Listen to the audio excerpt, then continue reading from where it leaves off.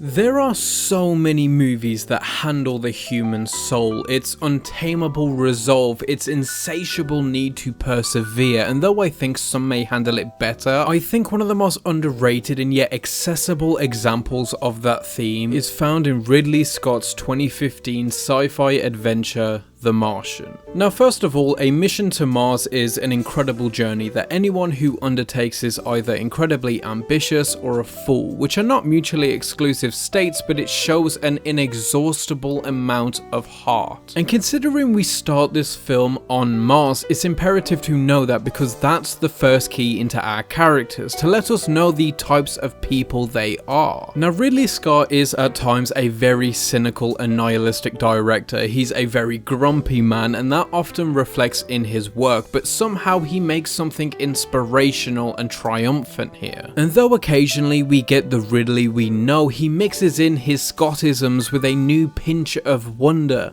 and hope. Take for example after the intro, after we meet the crew, after the storm, after Mark is hit, after the crew abandon him, after he wakes up, he finds himself in the most direst of situations. He's alone 140 million miles from anyone who's even aware of his existence. He's impaled, he's scared, and his closest friends, his backup, his crew, have left him thinking he's dead. Yet he performs a surgery on himself, which causes you to wince, but despite everything he gets himself through, he gets going. He's already defeated the odds of getting his PhD, getting into NASA, getting to Mars, surviving the storm, surviving his wounds, and it's all brought him here. And he can either accept fate and die or fix himself and work on his future, which is a message we'll come back to later. So this whole movie is about Mark working on his circumstances and pushing through, persevering despite all. He learns how to make water through use of personal items of his former crew because everything NASA brings is fireproof. He learns agriculture and how to farm, and he even has to make this trip where he has to work out how to save power by not turning on the heater but also not die from hypothermia, and at every stop he does it, he figures it out. This is all whilst having to boost his own morale, keeping video logs to conversate, listening to the disco music he hates so much that not only gives him a semblance of human creation, a life away from this wasteland, but also of his crew. These things keep him close to those he knew because humans are social creatures. We seldom do well in solitude. He is in the most awful, desperate and bleak situation, and yet he is a person to entertain himself, keep himself going, and work out all problems he's faced with despite the very minimal resources. And it's not just Mark, even NASA are terrified because they've realized they've left a man on Mars, which is not only unreachable, it is also maybe the worst place in the universe to be stranded. It is nothing but desert, no water, no life, no people, no food, nothing. Just a slow and agonizing death. Or so they think, because that's the point. This is about defeating the expectations, because the odds mean nothing in comparison to the soul of a person willing, daring even, to try. Mark mentions at one point that though he's growing the first potatoes on Mars, all he's really doing is buying time, because the real objective is to make contact with home. This isn't one man's battle for survival. This isn't one man's battle with himself even. This is everyone's battle to reconnect with one man. NASA even have a whole conversation about whether to tell the crew that abandoned him because they don't want to dampen their spirits, ruin their morale when they have months left in traveling home, but in the end they need to know because NASA are vastly underestimating their resolve. Just like Mike, who they presumed wouldn't make it on his own. And aside from the writing for a moment, just the general filmmaking is beautifully constructed. The sets are beautiful, though yes, a lot of it is desert. The base is beautiful, the vehicle designs are unique. I love the suit designs too. They're simple enough to be memorable but intricate enough to look functional. It's perfect sci-fi design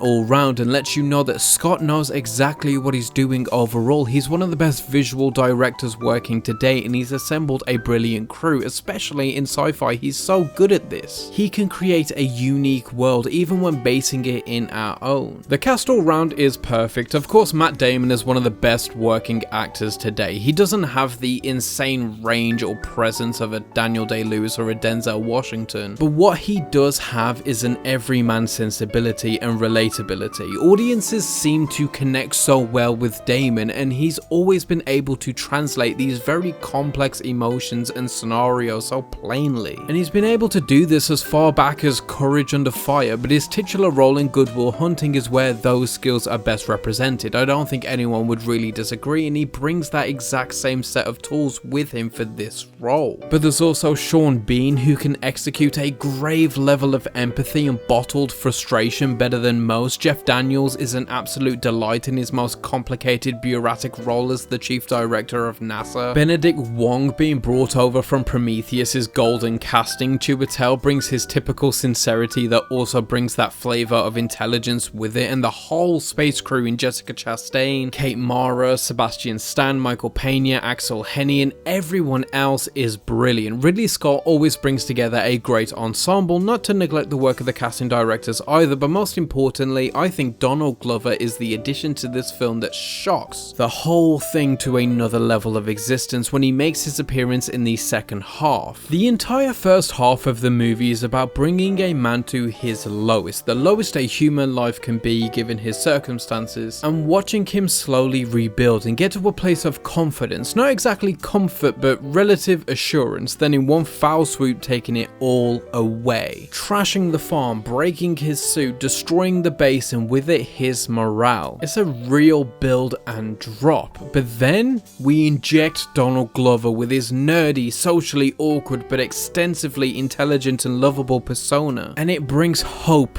back into the movie just when everyone gives up. He has a plan, because like I said before, this isn't the battle of one man against anything, it's the battle of every human spirit to bring one man home, to make contact with one man, everyone's battle to connect with one man. Also, did you know this was a mistake and they just kind of kept it in because Glover just nailed the tone regardless and he just kept going with it anyway? Yeah. I think another thing this film does so well is explain very complex issues, very deep and intricate science concepts and moral and ethical issues as well as legal precedents so very well. I mean, I never really feel lost at all when watching this movie. I follow every single moment regardless of my knowledge on the concepts being spoken about, and that is really not an easy thing when talking about advanced botany, physics, NASA politics and everything else. Plus they have to balance all of this on top of telling us an engaging story emotionally, and the one thing that makes every single step of this make it seem so effortless is the displaying of the soul of everyone involved. Everyone is wearing their hearts, brains and thoughts on their sleeves. Everyone is contributing and talking, and because every performance is so well calculated, we understand everything theoretically complex because of the simplicity of everyone's emotions. We as people understand nothing more in this universe than each other. We read emotions and intentions and empathize so well that what they're talking about doesn't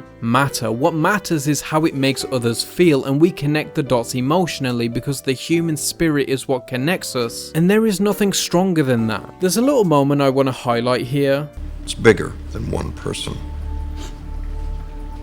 No, it's not. This is actually so powerful. I don't think I can truly explain it, but I also don't think I need to, because I guess my point is you just understood it immediately. And it's proven true. In the end, they make the rescue mission a global event. Like New Year's, people flock to the streets to see this take place, to hear and wonder what's happening, to collectively pray Mark comes home. The crew have added over 500 days to their journey in space. That's another year and a half of not seeing their families, risking their careers and potentially risking their lives for just a chance at saving one man. And NASA didn't even make that decision. A boardroom didn't make that decision. A group of people made that decision. And as they save him, not only do we have this beautiful shot, but the worldwide rejoice is just as warm and beautiful as the small crew reuniting. It just feels like everyone in the world and beyond came together to take part in this one moment of mortal triumph. The final sequence where Mark is back on Earth and he now lectures is beautiful. He's had time to process, and during this lecture he says that he expected to die, and yet he kept moving. He kept problem solving, and through his sheer pertinacity and resolve he made it home. I mentioned Prometheus earlier when talking about Benedict Wong, and I wanted to bring it up again just before we finish because any excuse to talk about Prometheus is good enough, but I think it makes a weird but great companion piece to The Martian. They're both sci-fi space travel movies from Ridley Scott with complete opposite themes and feelings. One is about how God does exist and he hates us and wants us to die, and the other is about how incredible humans are and their boundless connection. One is a nihilistic existential horror, and one is an uplifting tale of the triumphant human spirit, a pure cosmic yin and yang. And in the end, The Martian demonstrates perfectly what the human spirit means to a people, to a person, and how its powerful resolve pushes us through boundaries and unimaginable circumstances we otherwise would have no hope of surviving, whether it's one man's pertinacity or a whole planet's combined. But that's just me. Have you seen The Martian? If so, let me know what you think of it. If not, will you? And whether it's a sci-fi adventure showing us the undying determination of the human spirit or not, as always, keep watching movies.